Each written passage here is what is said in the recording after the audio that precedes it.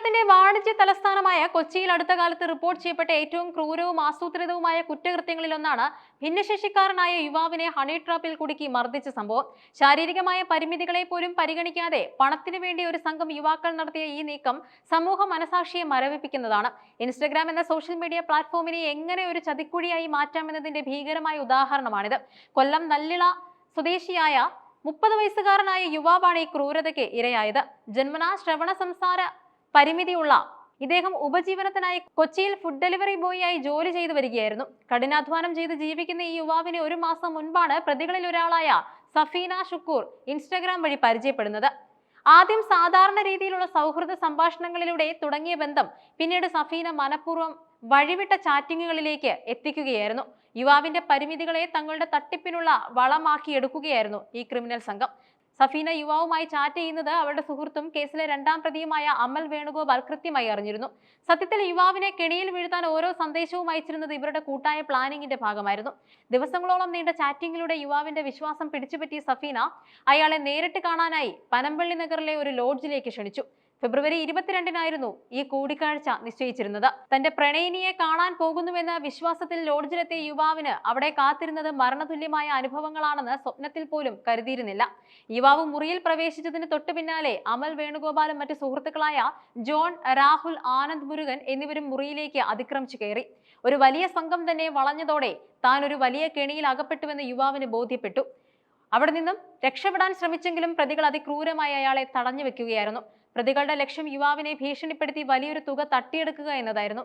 ഇതിനായി അവർ കണ്ടെത്തിയ വഴി വളരെ നീചമായിരുന്നു. സഫീനയുമായി ലൈംഗിക ബന്ധത്തിൽ ഏർപ്പെടാൻ അവർ യുവാവിനെ നിർബന്ധിച്ചു. ആ ദൃശ്യങ്ങൾ മൊബൈൽ ഫോണിൽ പകർത്തി അത് കാണിച്ച് പിന്നീട് നിരന്തരം ബ്ലാക്ക്മെയിൽ ചെയ്യാനായിരുന്നു അവരുടെ പദ്ധതി. എന്നാൽ ഭിന്നശേഷിക്കാരനായ യുവാവ് ഇതിന് വഴങ്ങാൻ തയ്യാറായില്ല. തന്റെ അന്തസ്സ് പണയം വെക്കാൻ തയ്യാറാകാതിരുന്ന യുവാവിനെ പ്രതികൾ അതിക്രൂരമായി മർദ്ദിക്കാൻ തുടങ്ങി. 4 പേർ ചേർന്ന് നടത്തിയ ഈ ആക്രമണത്തിൽ യുവാവിന്റെ വാരിയലൊടിഞ്ഞു. ശാരീരികമായി അവശനായ യുവാവിനെ പിന്നീട് അവർ വിവസ്ത്രനാക്കി. കയ്യിലുണ്ടായിരുന്ന പേഴ്സ്, പണം, ATM കാർഡ് എന്നിവ ബലമായി തട്ടിയെടുത്തു. ഒടുവിൽ രക്തത്തിൽ കുളിച്ചു കിടന്ന യുവാവിനെ അവിടെ ഉപേക്ഷിച്ച് സംഘം കടന്നുകളയുകയായിരുന്നു.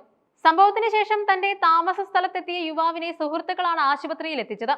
ആദ്യം പരാതി നൽകാൻ യുവാവ് മടിച്ചെങ്കിലും സുഹൃത്തുക്കളുടെ ശക്തമായ പിന്തുണയോടെ പോലീസിനെ സമീപിക്കുകയായിരുന്നു. പോലീസ് നടത്തിയ അതിവേഗത്തിലുള്ള അന്വേഷണത്തിൽ പ്രതികളെ വിവിധ സ്ഥലങ്ങളിൽ നിന്നായി പിടികൂടി. സഫീന, അമൽ വേണുഗോപാൽ ഇവരെ വാഴക്കാലയിലെ ഒരു ലോഡ്ജിൽ നിന്നാണ് പോലീസ് പൊക്കിയത്. ജോൺ, രാഹുലിനെ വൈറ്റ്ലയിലെ വീട്ടിൽ നിന്നും ആനന്ദ് മുരുകനെ ചോറ്റാനിക്കരയിലെ വാടക വീട്ടിൽ നിന്നും പിടിയിലായി. ഈ സംഘത്തിൽ ഒരാൾ കൂടി ഇനിയും പിടിയിലാകാനുമുണ്ട്. പിടിയിലായ പ്രതികളിൽ സഫീന ഒഴികെയുള്ളവർക്കെല്ലാം നേരത്തെയും ക്രിമിനൽ പശ്ചാത്തലമുണ്ടെന്ന് പോലീസ് കണ്ടെത്തി.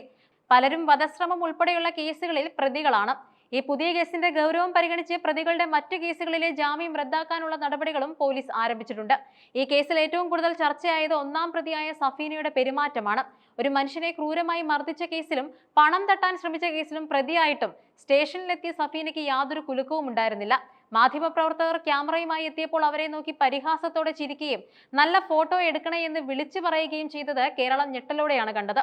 താൻ ചെയ്ത തെറ്റിൽ തെല്ലും കുറ്റബോധമില്ലാത്ത ഇത്തരം ക്രിമിനൽ മനസ്സുകൾ സമൂഹത്തിന് എത്രത്തോളം അപകടകരമാണെന്ന് ഈ സംഭവം അടിവരയിടുന്നുണ്ട്. ഇൻസ്റ്റഗ്രാം, ഫേസ്ബുക്ക് തുടങ്ങിയ ഇടങ്ങളിൽ അപരിചിതർ അയക്കുന്ന സന്ദേശങ്ങൾക്കും സൗഹൃദ അഭ്യർത്ഥനകൾക്കും പിന്നിൽ വലിയ ചതിക്കുഴികൾ ഉണ്ടാകാം. പ്രത്യേകിച്ചും പ്രലോഭിപ്പിക്കുന്ന രീതിയിലുള്ള സംസാരങ്ങളിൽ വീഴരുത്. അപരിചിതരായ വ്യക്തികളെ കാണാൻ ആളൊഴിഞ്ഞ സ്ഥലങ്ങളിലോ ലോഡ്ജുകളോ തിരഞ്ഞെടുക്കുന്നത് വലിയ അപകടം വിളിച്ചു വരുത്തും. ശാരീരിക പരിമിതികളുള്ളവർ ഇത്തരം തട്ടിപ്പുകാരുടെ എളുപ്പത്തിലുള്ള ലക്ഷ്യങ്ങളായി മാറുന്നുമുണ്ട്. ഇവർക്ക് കൂടുതൽ ബോധവൽക്കരണവും സാമൂഹിക പിന്തുണയും ആവശ്യമാണ്. സമൂഹത്തിലെ പുഴുക്കുത്തുകളായ ഇത്തരം സംഘങ്ങളെ നിയമത്തിന് മുന്നിൽ കൊണ്ടുവരികയും അർഹമായ ശിക്ഷ ഉറപ്പാക്കുകയും ചെയ്യേണ്ടത് അത്യാവശ്യമാണ്. ഈ യുവാവ് കാണിച്ച ധൈര്യം മറ്റു പലർക്കും മാതൃകയാണ്. പരാതി നൽകാൻ അദ്ദേഹം തയ്യാറായതുകൊണ്ട് മാത്രമാണ് ഈ കൊടും കുറ്റവാളികൾ ഇന്നും നിയമത്തിന്റെ വലയിലായത്.